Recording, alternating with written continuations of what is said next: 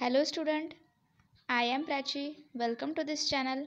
Today's our topic is working principle of three-phase induction machine part 3. In the last videos, we see the types of motor, then construction of three-phase induction machine, stator means what, rotor means what, types of rotor, squirrel cage and double cage difference between them, squirrel cage and wound rotor difference. Also, we see the types of three-phase induction motors. So, in the part 1, we see the what is the three-phase induction machine, their introduction, and the Faraday's law of electromagnetic induction. In the second part, we see the rotating magnetic field means what, and three-phase motor is a self-starting motor. हे सर्व आपण part 1 आणि part 2 मध्ये बघितलेलं आहे.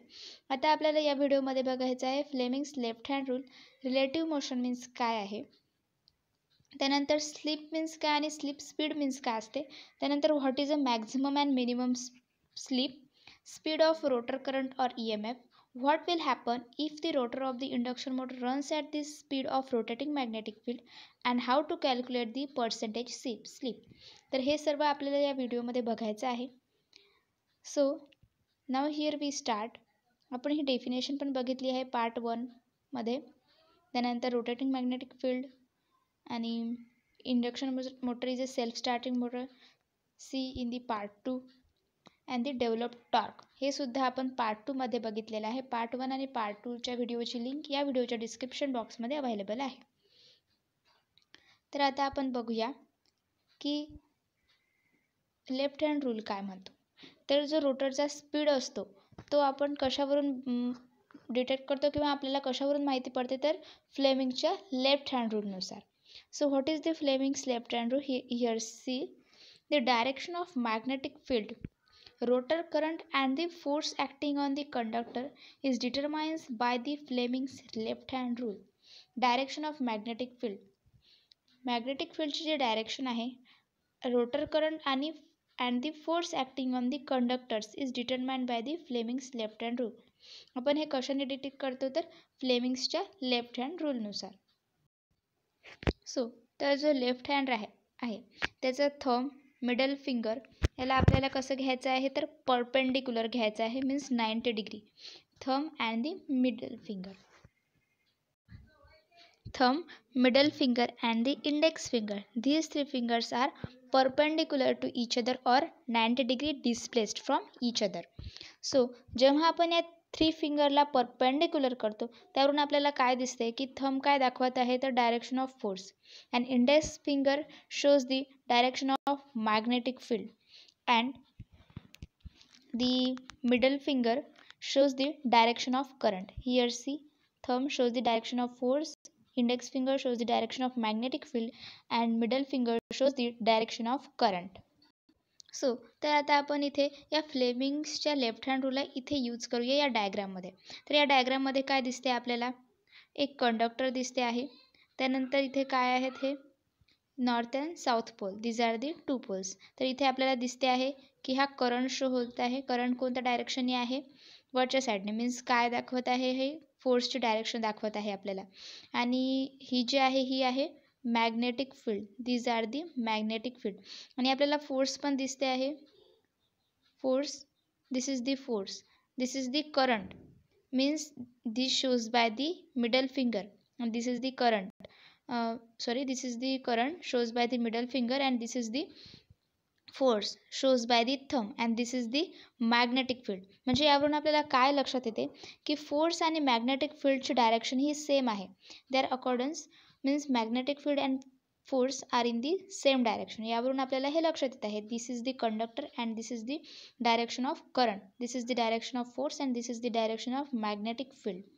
So तर आपल्याला फ्लेमिंग्सच्या left hand रूलनुसार असं समजते की रोटरचा जो फोर्स आहे ही कोणत्या डायरेक्शननी आहे, रोटरची जी फिड्स म्हणजे रोटर कोणत्या डायरेक्शननी फिरतं किंवा त्याचा फोर्स कोणत्या डायरेक्शनने अप्लाय होतो हे आपल्याला फ्लेमिंग्सच्या लेफ्ट हँड रूलनुसार समजते आहे. म्हणजे यावरून हे सेंटेन्स कळलेलं असेल की direction of magnetic field, rotor current and the force acting on the conductors it determine the Fleming's left hand rule. म्हणजे मॅग्नेटिक फील्डची, रोटर करंटची आणि फोर्सची जे ॲक्टिंग होतं या कंडक्टरवर हे कशाने डिटरमाइन केलं जातं, तर फ्लेमिंग्स लेफ्ट हँड रूल. तर आता आपल्याला यावरून काय कळलेलं आहे की जो रोटर आहे तो रोटरच्या रोटेटिंग मॅग्नेटिक फील्डच्या डायरेक्शनने रोटेट होतो आहे. तर आता आपण बघूया. Here see the speed of rotor is not equal to the speed of the rotating magnetic field. But इथे काय म्हटलेलं आहे की त्याची जी स्पीड असते ती रोटेटिंग मॅग्नेटिक फील्ड सारखी नसते. The speed of the rotor is not equal to the speed of the rotating magnetic field. त्याची स्पीड ही रोटेटिंग मॅग्नेटिक फील्ड सारखी नसते, फक्त त्याची डायरेक्शन सेम असते, बट त्याची स्पीड ही not equal to the speed of the rotating magnetic field. Means रोटरची स्पीड नेहमी ही रोटेटिंग मॅग्नेटिक फील्डपेक्षा कमी असेल. नेहमी रोटरची स्पीड ही रोटेटिंग मॅग्नेटिक फील्डपेक्षा कमी असेल. आता असं का होते हे आपण बघूया. By Lenz's law. Causes opposes the effect. इथे आपल्याला दिसते आहे कॉजेस अपोजेस दी इफेक्ट. तर लेन्झ लॉ काय म्हणतो की हा नेहमी अपोज करेल. कॉजेस अपोज दी इफेक्ट, त्या इफेक्टला नेहमी अपोज करेल. तर या रोटेटिंग मॅग्नेटिक फील्डमुळे काय होते आहे की रोटर रोटेट होत आहे, पण याची जी फील्ड आहे ती काय करेल, याच्या रोटेशनला अपोज करेल. ही जी रोटेटिंग मॅग्नेटिक फील्ड आहे ही कोणत्याही गोष्टीला जर रोटेट करत असेल तर त्याची जी फील्ड आहे ती त्याच्या रोटेशनला काय करेल, अपोज करेल. म्हणजे की रोटरच्या रोटेशनला याची फील्ड जी आहे ती अपोज करेल बाय लेन्झेस लॉ. तर इथे काय होईल, लेन्झ लॉ अप्लाय होईल. मीन्स रोटेटिंग मॅग्नेटिक फील्डमुळे रोटर तर रोटेट होत आहे, पण त्याची जी फील्ड आहे ते त्याच्या रोटेशनला काय करते आहे, अपोज करते आहे. म्हणून रोटेशन ऑफ रोटर म्हणजे जे रोटरची स्पीड आहे ती केव्हाच रोटेटिंग मॅग्नेटिक स्पीडच्या सेम होणार नाही. ती नेहमी काय होईल तर कमी राहील. रोटेटिंग मॅग्नेटिक फील्डच्या जी स्पीड आहे ती रोटरच्या स्पीड ही रोटेटिंग मॅग्नेटिक फील्डच्या स्पीडपेक्षा नेहमी कमी असेल. म्हणून आपण इथे म्हटलं आहे की speed of rotor is not equal to the speed of the rotating magnetic field. रोटरची स्पीड ही नेहमी काय असेल, कमी असेल रोटेटिंग मॅग्नेटिक फील्डमुळे और रोटेटिंग मॅग्नेटिक फील्डपेक्षा मुळे नाही तर त्याच्यापेक्षाही नेहमी कमी असेल. बिकॉज दी लेन्झेस लॉ, म्हणजे इथे लेन्झेस लॉ अप्लाय झाला आहे आणि त्यामुळे जी रोटरची स्पीड आहे ती रोटेटिंग मॅग्नेटिक फील्डपेक्षा नेहमीही कमी असेल. ती नेहमी प्रयत्न करत राहते की आपण त्याची स्पीड काय करावी, कॅच करावी, बट तिथे तसं होत नाही. तर रोटरची जी स्पीड आहे ती नेहमी रोटेटिंग मॅग्नेटिक फील्डपेक्षा कमी राहते. आता आपल्याला हे समजलेलं आहे की रोटरची स्पीड आणि रोटेटिंग मॅग्नेटिक फील्डची जी स्पीड आहे ती सेम नसते याच्यामध्ये काय असते, एक रिलेटिव्ह मोशन असते. रोटेटिंग मॅग्नेटिक फील्ड याच्यामध्ये काय असते, एक नेहमी रिलेटिव्ह मोशन असते. This is the rotating magnetic field, this is the rotating magnetic field and this is the rotor. तर याचा स्पीड का नेहमी सेम असतो का, नाही. याचा स्पीड हा याच्यामध्ये डिफरन्स असतो. मीन्स रोटरचा स्पीड जो आहे तो रोटेटिंग मॅग्नेटिक फील्डपेक्षा कमी असतो, बट त्याच्यामध्ये काय असते, एक रिलेटिव्ह मोशन असते. आता ते रिलेटिव्ह मोशन म्हणजे काय आहे हे आपण समजून घेऊया. मीन्स रिलेटिव्ह मोशन मीन्स काय आहे की इथे आपण एका ऑब्जेक्टची जी स्पीड आहे ती दुसऱ्या ऑब्जेक्टच्या स्पीड नुसार कन्सिडर करूया. म्हणजे इथे आपण काय कन्सिडर केलं आहे, रोटर आणि रोटेटिंग मॅग्नेटिक फील्ड. तर इथे काय आहे की रोटरची स्पीड ही नेहमी कमी आहे आणि रोटेटिंग मॅग्नेटिक फील्ड याची जी स्पीड आहे ही रोटरपेक्षा जास्त आहे. तर इथे काय केलं आहे, आपण या दोघांच्या स्पीडला कम्पेअर केला आहे. एकाची कमी आहे आणि एकाची स्पीड ही जास्त आहे. मीन्स रोटरची स्पीड कमी आहे आणि रोटेटिंग मॅग्नेटिक फील्डची स्पीड ही जास्त आहे. म्हणजे या दोघांमध्ये जेव्हा आपण कम्पॅरिझन केलं आहे तेव्हा आपल्याला रोटर आणि रोटेटिंग मॅग्नेटिकची फील्ड याचं समजलं आहे की स्पीड कशाची कमी आहे आणि कशाची जास्त आहे. म्हणजे आता इथे आपण कम्पॅरिझन केलं आहे. तर आता यामध्ये जो डिफरन्स आहे याच्या स्पीडमध्ये त्याला आपण रिलेटिव्ह मोशन असं म्हटलं आहे. या दोघांमध्ये रिलेटिव्ह मोशन आहे म्हणजे एक ऑब्जेक्ट दुसऱ्या ऑब्जेक्टच्या रिलेटिव्हमध्ये काहीतरी मूवमेंट करत आहे किंवा मोशन करत आहे. रिलेटिव्ह मोशन हे आपल्याला 2 केसमध्ये बघता येईल.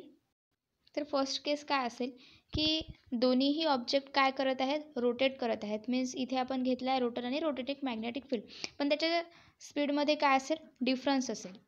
आणि सेकंड केस काय असेल की एक ऑब्जेक्ट स्टेशनरी असेल आणि एक ऑब्जेक्ट मूवमेंट करत असेल म्हणजे मोशनमध्ये असेल. तेव्हा त्या दोघांमधली जी मोशन असेल त्याला आपण काय म्हणणार आहे, रिलेटिव्ह मोशन म्हणणार आहे. म्हणजे इथे आता कन्सेप्ट क्लिअर झाला आहे. What is a relative motion. ही जी रोटेटिंग मॅग्नेटिक फील्ड आहे यामुळे काय होईल, एक रोटेटिंग फ्लक्स प्रोड्यूस होईल, त्याला आपण मेन फ्लक्स असे सुद्धा म्हणू. आणि ही रोटेटिंग मॅग्नेटिक फील्ड कशाप्रकारे प्रोड्यूस झाली आहे आपण पार्ट 1मध्ये बघितलेलं आहे. तर आता आपण स्लिप काय असते आणि स्लिप स्पीड काय असते ते बघणार आहे. त्याआधी आपण इथे काय आहे स्लिप रीड करून घेऊया. The rotor never attains the synchronous speed because at this speed there would be no relative speed between rotor conductors and stator revolving field and induction phenomenon is not possible. Its speed is always less than synchronous speed. आता synchronous speed म्हणजे काय, तर synchronous speed म्हणजे rotating magnetic फील्डची जी speed आहे त्यालाच आपण सिंक्रोनस स्पीड असं म्हटलं आहे. Means the speed of the rotating magnetic field is also non as the synchronous speed. तर इथे काय म्हटलेलं आहे की स्लिप म्हणजे काय आहे, तर synchronous speed it is the difference between the speed of the stator field known as the synchronous speed or the rotating field and the actual speed of the rotor is known as the slip and is denoted by s. म्हणजे slip म्हणजे काय आहे आपल्याला इथे समजलेलं आहे. Slip म्हणजे असं आहे की सिंक्रोनस स्पीड म्हणजेच की speed of the rotating magnetic field and the इथे यन दाखवलेलं आहे आपल्याला the speed of the rotor, पण आपण एन आर घेऊ शकतो आपल्याला समजण्यासाठी because the speed of the rotor by N R आणि डिवायडेडमध्ये काय आहे एन एस म्हणजे synchronous speed that is the speed of the rotating magnetic field. So असं आपल्याला इथे स्लिप फाइंड आउट करता येते. म्हणजे की आपल्याला पेपरमध्ये किंवा एक्झाममध्ये असं दिलेलं असेल सिंक्रोनस स्पीड दिलेली असेल आणि रोटर स्पीड दिलेली असेल आणि त्यावरून आपल्याला काय कळावं लागेल, स्लिप कळावं लागेल. तर स्लिप म्हणजे इथे समजलेलं आहे की नेमकं काय आहे आणि सिंक्रोनस स्पीड म्हणजे पण समजलेलं आहे that is the speed of the rotating magnetic field आणि ही फील्ड कुठली आहे तर स्टेटरमधली आहे आणि it is the speed always less than the synchronous speed. म्हणजे आपण बघितलेलं आहे की रोटरची स्पीड ही नेहमी काय असते सिंक्रोनस स्पीडपेक्षा और रोटेटिंग मॅग्नेटिक फील्डपेक्षा नेहमी काय असते तर कमी असते, म्हणजे की ते असिंक्रोनस स्पीड झाली. आता सिंक्रोनस स्पीड काय आहे हे आपण बघितलेलं आहे आणि असिंक्रोनस स्पीड मीन्स ती सिंक्रोनस स्पीडपेक्षा नेहमी काय असेल कमी असेल, म्हणजे की असिंक्रोनस स्पीड असेल रोटरची. आता सिंक्रोनस स्पीड म्हणजे काय आहे तर रोटेटिंग मॅग्नेटिक फील्ड स्पीड म्हणजे काय आहे ती स्टेटरमधल्या फील्डची जी स्पीड आहे त्यालाच आपण सिंक्रोनस स्पीड म्हटलं आहे किंवा रोटेटिंग मॅग्नेटिक फील्ड स्पीड म्हटलेलं आहे. तर इथे आपण बघूया स्लिप आणि स्लिप स्पीड म्हणजे काय आहे.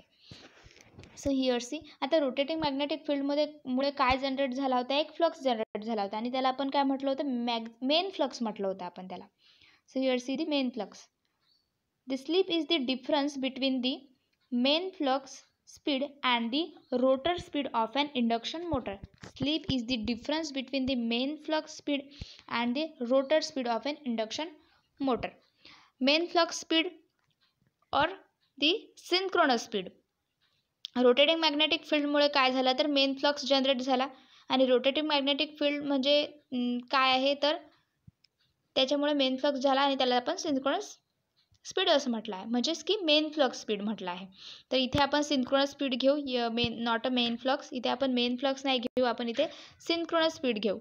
तर synchronous speed that is shows by the N S and the rotor speed that is shows by the N R. इथे एन दाखवलेलं आहे, आपण इथे एन आर घेऊ. अँड दिस इज दी आपल्याला जर फक्त स्लिप काढायची असेल तर काय घ्यायचं, S is equals to N S minus N R upon N S. आणि जेव्हा पर्सेंटेज ऑफ स्लिप असं म्हटलेलं असेल तेव्हा आपल्याला percent S is equals to N S minus N R upon N S into 100. जेव्हा आपल्याला पर्सेंटेज ऑफ स्लिप काढायचं असेल तेव्हा आपल्याला मल्टिप्लिकेशनमध्ये काय घ्यावं लागेल 100. बट फक्त आपल्याला स्लिप काढायचं आहे तेव्हा आपल्याला 100 घेण्याची काहीही आवश्यकता नाही, तेव्हा आपण N S minus N R upon N S असंच घेऊ शकतो. Means synchronous speed minus rotor speed divided by the synchronous speed. आता हे झालं स्लिप आणि पर्सेंटेज ऑफ स्लिप. त्यानंतर काय आहे स्लिप स्पीड. आता स्लिप स्पीड कसा फाइंड आउट करायचा, the slip speed is the difference between the rotating magnetic field speed and the speed of the rotor. आता रोटेटिंग मॅग्नेटिक फील्ड आणि main flux आणि synchronous speed ह्या तिन्ही गोष्टी same आहेत. The slip speed is the difference between the rotating magnetic field speed and the speed of the rotor. आपण याला synchronous speed असं सुद्धा म्हणू शकतो कारण की आपण सिंक्रोनस स्पीड नेहमी कशाने दाखवतो तर NS ने. Synchronous speed is denoted by the NS. So NS minus NR is the difference between the synchronous speed and the rotor speed is equal to the slip speed. याला काय म्हटलं आपण slip speed. म्हणजे आपल्याला slip speed जेव्हा काढायचा असेल तेव्हा आपण डिफरन्स घेऊ कशाचा सिंक्रोनस स्पीड आणि रोटर स्पीडचा. आणि जेव्हा आपल्याला फक्त स्लिप काढायचं असेल तेव्हा आपण काय घेऊ difference between the synchronous speed and the rotor speed divided by the synchronous speed. आणि जेव्हा आपल्याला पर्सेंटेज काढायचं असेल तेव्हा आपण त्याला 100ने मल्टिप्लाय करू. तर आता आपल्याला इथे स्लिप काय असतं, स्लिप स्पीड काय असतो आणि पर्सेंटेज ऑफ स्लिप काय असते ह्या 3 गोष्टी समजलेल्या आहे. तर याच्या नंतरच्या व्हिडिओमध्ये किंवा नेक्स्ट व्हिडिओमध्ये आपण बघूया मॅक्झिमम अँड मिनिमम स्लिप म्हणजे काय असतं, ते कशाप्रकारे फाइंड आउट केलं जातं आणि why the rotor 3 phase induction motor never runs at synchronous speed. आणि रोटर ही सिंक्रोनस स्पीडवर का रोटेट होत नाही हे सुद्धा आपण नेक्स्ट व्हिडिओमध्ये बघूया. तर या चॅनलवरती सर्व सब्जेक्टचे प्रॅक्टिकल्स अवेलेबल आहेत, ते तुम्ही बघू शकता. So thank you.